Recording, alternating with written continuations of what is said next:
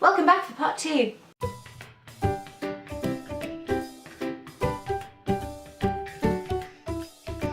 Hi everyone, I'm back today with my final wrap up.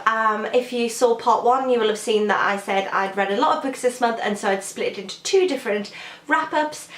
This is part 2. Again, it's going to be spoiler free. I'm not going to ruin any of these books for you, but I'm going to let you know what I thought of them. The first book that I'm going to talk about is an audiobook called The Hospital by Barbara O'Hare. The Hospital is a non-fiction account of Barbara O'Hare's life and her life story.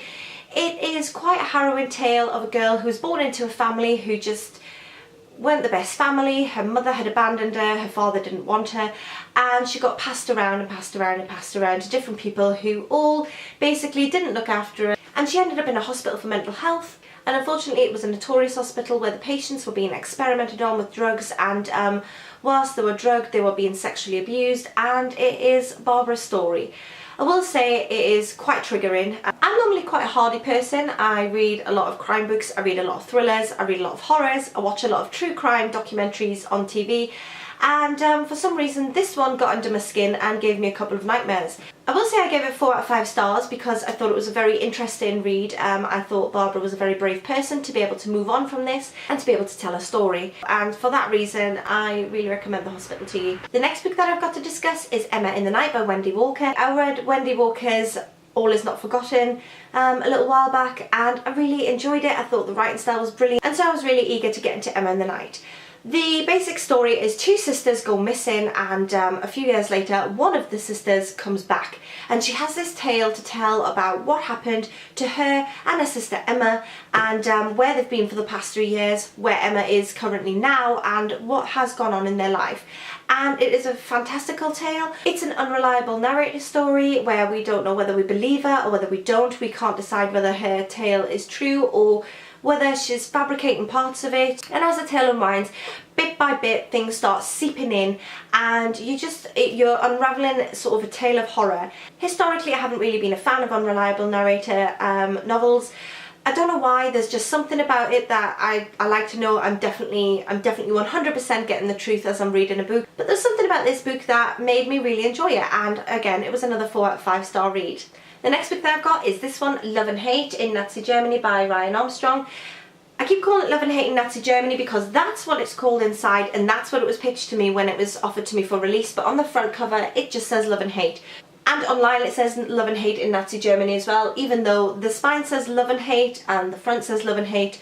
So it's either Love and Hate or Love and Hate in Nazi Germany. Either way, it's by Ryan Armstrong. And this is a story of a German soldier in the Second World War who is not on board with the Nazi idealism, and he saves a Jewish girl from murder, and his tale unravels from there. As a fan of all things to do with the World War II era, I eagerly accepted this for review, and I got through it pretty quickly. I've never actually read anything from the point of view of a Nazi soldier, if you will, even though he wasn't on board with the Nazi idealism, but we get a look into various soldiery practices, and this is the first time that I've read anything from that point of view.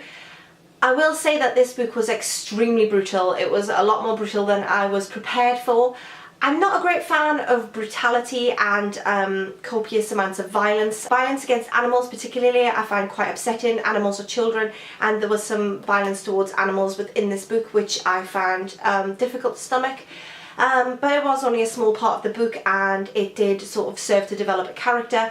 However, things like that are a little bit of a turn-off for me, so I did find it quite a difficult read. The love interest in this I found to be quite Romeo and Juliet-esque, a Nazi soldier with a Jewish girl, and I found sort of the speed at which they fell in love to be again reminiscent of Romeo and Juliet. There was no long courtship or gradual development of feelings, they sort of just fell straight into it, and so for that reason it put me in the mind of Romeo and Juliet. Overall I enjoyed reading it. I am a fan of the World War II genre, and so I am glad I picked this up. It's going to go sit firmly on my shelf into my historical fiction pile, but that was Love and Hate, and I gave it 3 out of 5 stars. The final book that I'm going to talk about is this one, The Island by M.A. Bennett.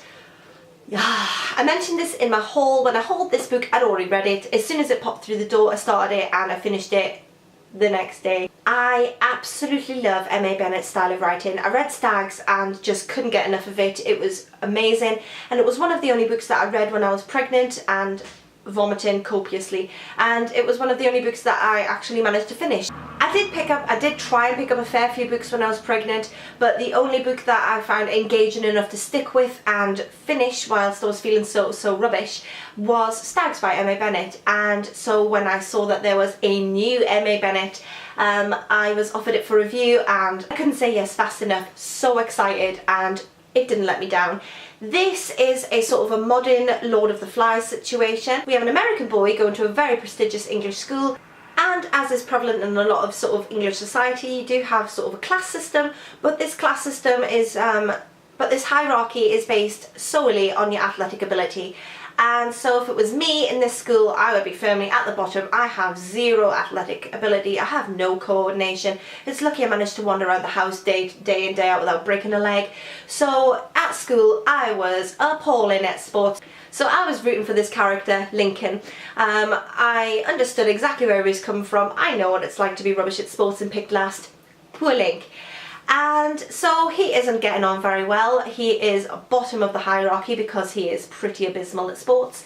But then, they're on a plane headed off to some destination for a summer camp that Link's parents have sort of pushed him into going on.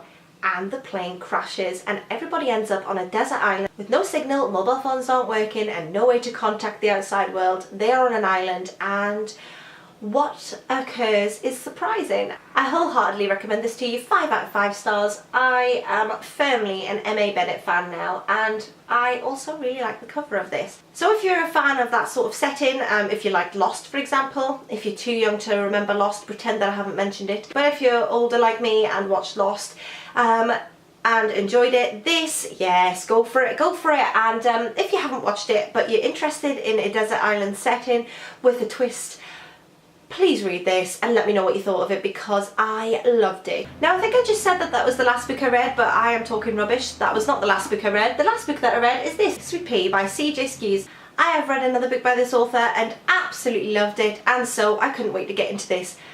This is a book with a difference now, let me tell you. This is a book that divides opinion. It is dark. Now, you don't get much darker than this book. This is about a girl called Rhiannon who was a victim of a horrible crime as a child, and it sort of afforded her a bit of celebrity throughout her life. But now as she's old, she's working in a job where she's not particularly valued, and every day she starts off her day by making a kill list, people that she wants to do away with.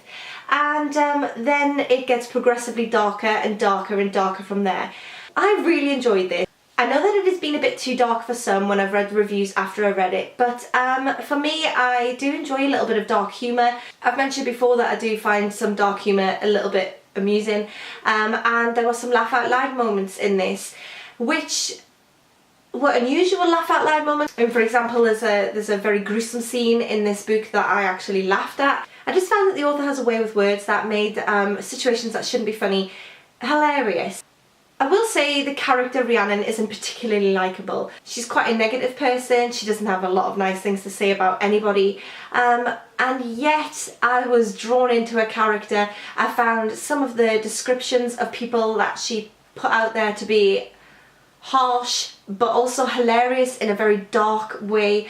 There's a fair few triggers in this. There is some very disturbing things done with dead bodies, which, I mean, I'm not going to get into because I don't want to spoil it for you. But if you can stomach that and you like a bit of dark humour, then I would definitely recommend this. Because like I say, I actually had laugh out loud moments with this book, which I'm not sure if that's intended or whether I've just outed myself as a complete psychopath on YouTube. But I enjoyed it.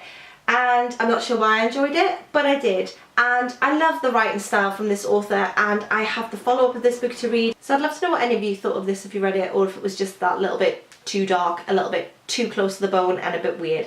But I loved all of that and I gave it 4 out of 5 stars. So there you go, those are the last books that I read this month or next month by the time you're seeing this. These are my August reads. And if you've read any of them, obviously let me know as normal. And if you are going to be reading any of them, let me know. And I'll see you all in my next video. Bye for now.